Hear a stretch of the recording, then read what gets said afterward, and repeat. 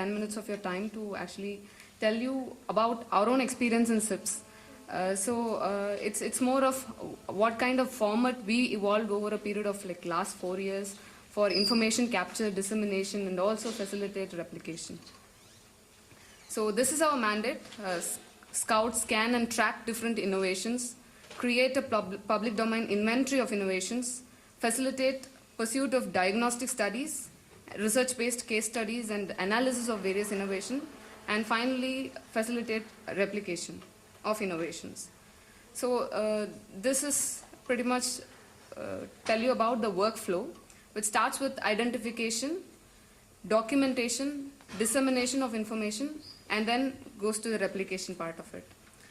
So identification is more of an internal work where we actually scout for best practices, and we use PM awards, National E-Governance Awards, and various other award schemes at the national level, and some documentation centers like governance knowledge centers to actually look at best practices which are available. And then we have our own format of a short 2-page brief on each of the practices that is available in our website. So we prepare that 2-page note. So the first learning is we make sure that all the information are available in our website so that anybody who wants to get any information regarding the best practices are available online. So this is basically like anybody can pull information from our website and then use it. So, and we waited for something to happen in terms of, people will come back to us with, requests for replication, which eventually did not happen. This is like during our initial phases, we actually collected the information and kept it available for people to use it.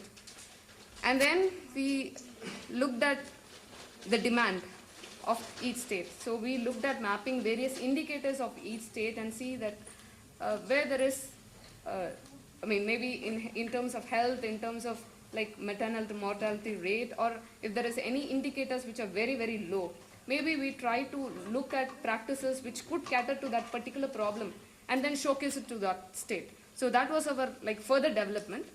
And we also looked at showcasing innovations through workshops and video conferences.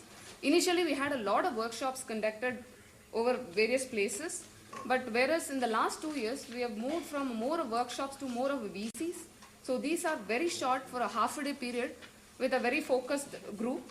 And the sessions last for about 2 to 3 hours with the help of NIC.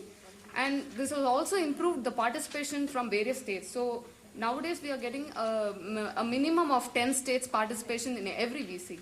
And at least 4 of the states are willing to replicate some of the practices. So from a large workshops, we have moved into a phase where we do the knowledge dissemination only through VCs, whereas workshops are conducted more in alignment with the various ATIs. So we have taken the regular calendar of the ATIs, and we have conducted small sessions on innovations.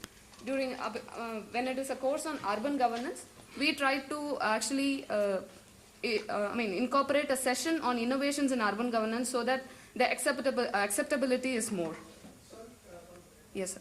The average attendance, you talked of the minimum, I've talked of the average. The average attendance in our VC, video conference, is about 20 states and 30 locations. 20 states and 30 locations, that's the average. And at each location you may have maybe between 3 to 4. And we conducted 30 video conferences from the 1st of January to up to now, that's 2014. Number one, it has reduced the cost. Number two, it has established our linkage, cutting across the hierarchy of the different state governments in terms of information dissemination with the district functionaries. And I'm very happy to tell you that there is certainly far greater enthusiasm among the district functionaries than at the state and the head of the department. So we have been able to establish linkages with district collectors, DEOs, district medical education, medical health officers, and a number of municipal commissioners. In addition to district level functionaries who are dealing with IT infrastructure. So this is a significant improvement, and I'm sure it has a lesson for the ATS too to learn from it. Sorry. Yeah, the next strategy would be to like push information. Probably we can segregate various practices into sector wise, and then we can send it to various states for possible replication.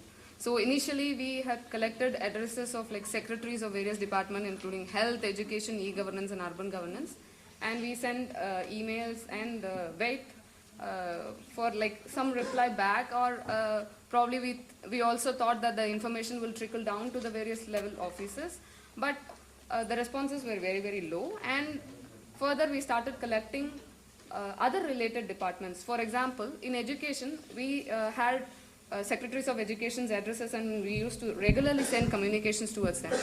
And then we also started collecting research, other related departments, that is tribal welfare and social welfare, where there are residential educational institutions under them. And also related fields like midday meal scheme. So there are separate set of officials who are looking after midday meal scheme. And research organizations such as NCERT, NUOPA, and second level officers including district educational officers. So right now we have consolidated list of more than 10,000 government functionaries in all these 4 departments, and we are also trying to collect addresses of urban local bodies, 6,000 urban local bodies and their in charge.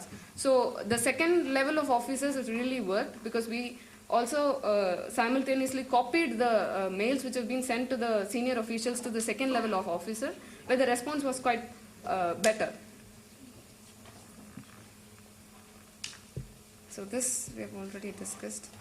And these are some of the formats used. So basically 3 types of information capture. One is the short database and a detailed case study for replication and diagnostic study. So this detailed case study for replication is conducted in response to the various video conferences and workshops conducted. So we actually take a practice and then conduct a video conference or workshop. When we showcase that particular practice, based on the interest from the various states, we'll try to decide whether we go for detailed documentation for replication. So similarly, we had on 16th we had a video conference on midday meal scheme, and that was more about smokeless chulas and fuel efficiency in midday meal scheme. And there were about close to 4 states who came forward and wanted more information for replicating in their own state.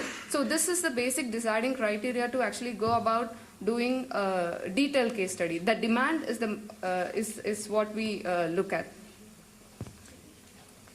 And we have published about 20 detailed project documents, and I think in the folder there is a CD, and it has got all the 20 detailed process documents.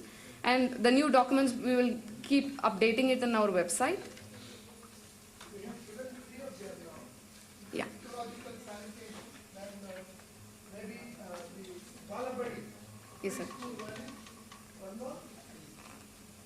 These 2 have been published recently, almost 2-3 days back. They are available at your website. Yeah. And the remaining is also available in the soft copies are available in the CDs. So these are some of our diagnostic studies. Common service centers in 7 states we have conducted, and we also looked at the assessment of pilot blocks of national optic fiber networks. And even before going about doing a detailed case study on a particular practice, we also do a comparative study of the same. Like for example, we have documented ePass as online scholarship management portal of Andhra Pradesh. Before that, we actually looked at Kerala and 2 more states. So we have compared all the 4 and then looked at maybe ePass is the most comprehensive one, and then we went about doing the documentation. So some kind of a background work on that. And this is a typical database structure, and I've just highlighted the green ones. Those are very difficult to gather, and the red ones are those which needs a constant updation. So every 3 months we also update the database. We have about 360 database updated onto our website right now across all the 4 sectors. And this is the detailed case study format. So as a result, we managed to probably help various states in replicating 4 to 5 practices, one being integration of medical education with primary and secondary healthcare centers in health, and IT at School model of Kerala. This has been showcased, and states like Jharkhand and Chhattisgarh were interested in replicating it. And the EcoSense toilet have been replicated in Basti district of UP. And right now we are also looking at replication of online scholarship management portal of Andhra Pradesh in Odisha, and DRDO biodigesters in Meghalaya. The details are there in the newsletters. So that's about it. Thank you. Director, sir, any instructions? I would only like to thank all of you who have, for the last 2 days, been patiently going through all that we have been trying to exchange.